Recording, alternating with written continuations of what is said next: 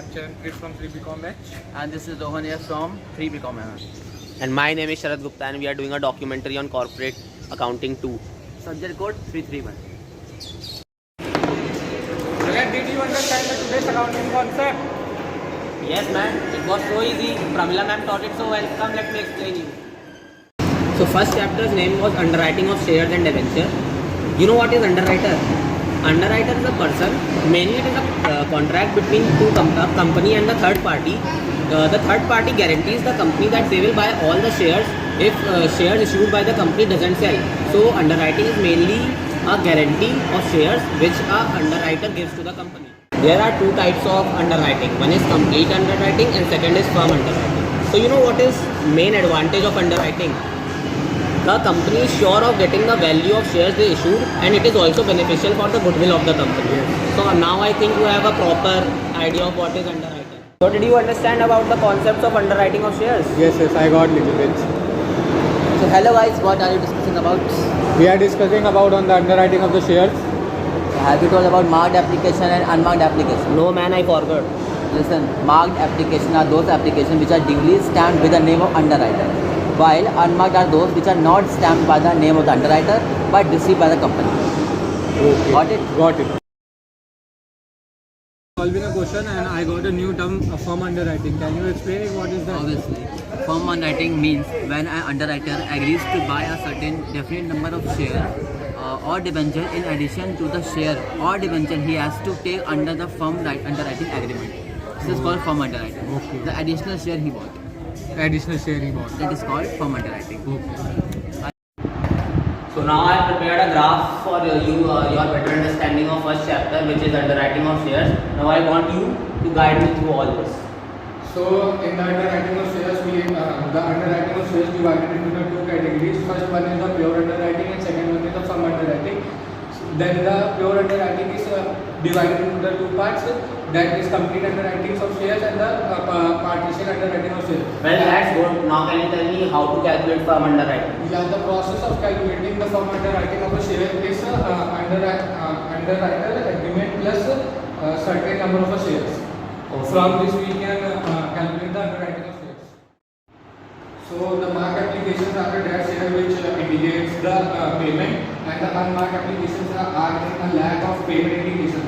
And another method of us marked application, how to calculate marked application, there is a simple formula: receive application minus marked application. So from this formula we can calculate a marked application. And similarly, through this formula only you can calculate the marked application. So now I think you are clear with the first chapter.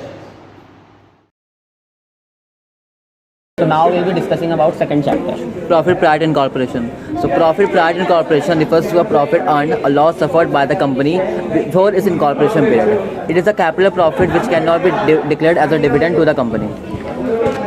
So in the incorporation of a company, there are two types of incorporation of a company. First is pre-incorporation, in which the profit goes in a capital part and losses goes in a goodwill part.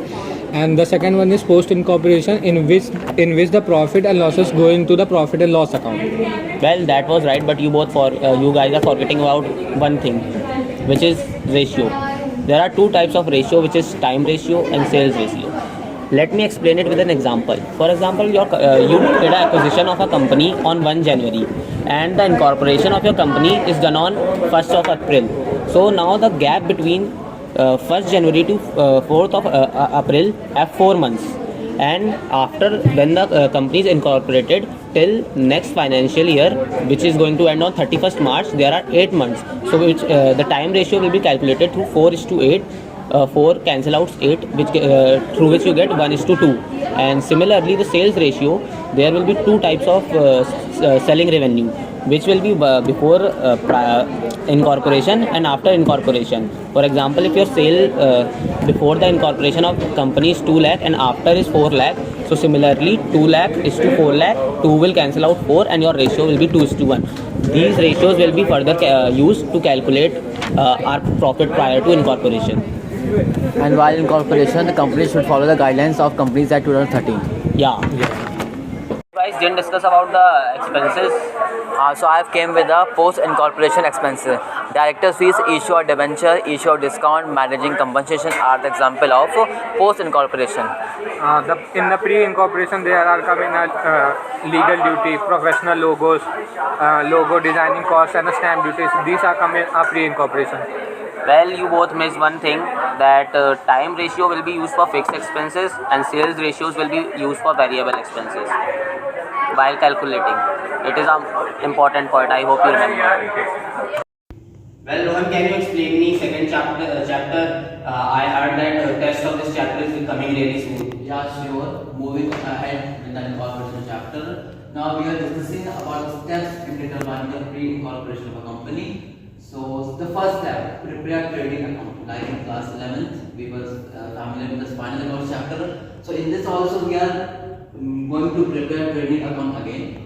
Then second step is calculate the time ratio and sales ratio. Information will be given in the question. According to that, we have to calculate time ratio and sales ratio as we have discussed in the previous video. Like if a company is formed on 1st Jan and incorporation is on 1st April. So time between 1st Jan and 1st April is pre-incorporation period, and after that it is post.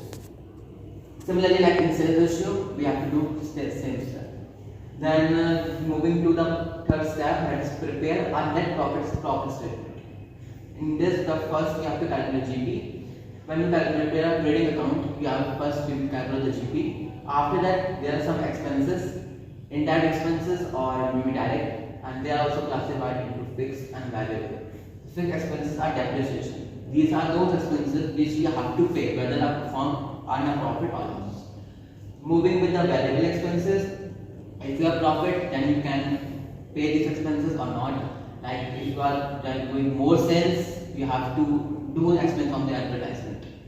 Similarly, with interest also, when the debentures are high, you have to pay and use interest on debentures. Okay, now I get it that we have to first prepare trading account Yeah. through which we get gross profit, then we'll calculate time ratio and sales ratio, and similarly we go to net profit of statement. Now I've also listened, or I know that there is two more type of division, which is pre and post. Can you explain me about that? The two divisions are into time ratio and sales ratio. These two ratios are also divided into post and pre.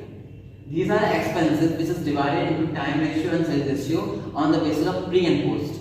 Like director's fees, it is a post expenses because when the company is formed, then the director will be hired. If there is no company, there is no director. So there is no use of putting director fee in a pre. Interest on capital. Suppose you are investing a capital in a company, so you are investing capital. So we have to pay an interest on your capital. So it is a pre-incorporation. Similarly, with interest on debenture and preliminary expenses. Well, that was a great help, Rohan. Thanks, man. So now I hope you guys got a better understanding of both the chapters, which is underwriting of shares and profit prior to incorporation. I believe that the concepts of both the chapters are clear to you. Now this is Sharad Gupta along with Charanpreet along with Rohan Mangam Tripathi. are signing off. Thank Thank you. you.